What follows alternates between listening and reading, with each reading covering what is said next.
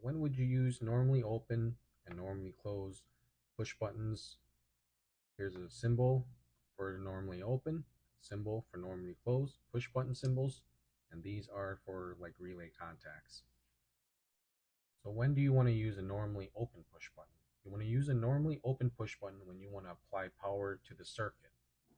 So look at here, in this normal state, this push button is a normally open push button, which means if I bring in voltage into the push button, I won't get any voltage going out of the push button.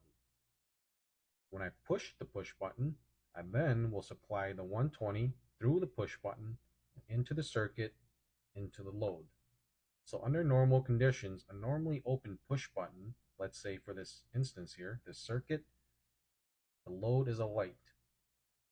The normally open push button wired to a light, under normal circumstances, it cannot apply 120 without somebody pushing the push button. So the light would be off if you're using a normally open push button. Now, if you want to turn on the light, all you gotta do is push the push button. This normally open contact becomes closed, which allows 120 volts to feed into the circuit, power the light, and return back to the power source. Now let's observe the normally closed push button. Normally closed is the opposite of a normally open.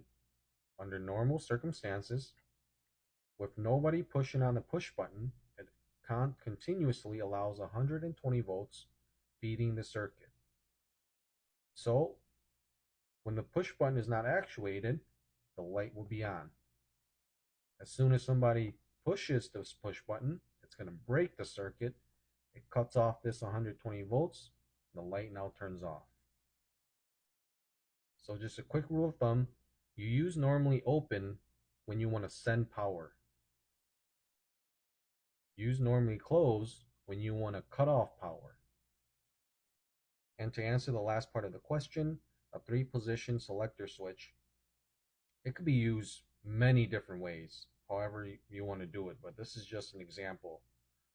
3-position is, it allows you to change your circuit accordingly, according to the positions. So let's say here in position 1, which is this position here, I can bring in 120 volts.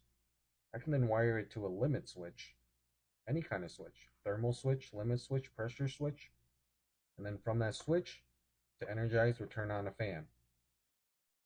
Now let's say my limit switch is faulty and I need the fan to turn on. I can then flip it to position 3, which is this position down here, and just bring in 120 volts and directly send 120 volts to my fan, bypassing the limit switch to energize my fan. And then on position 2, it cuts off voltage to both of these. So I can just flip it to 2, now my fan turns off.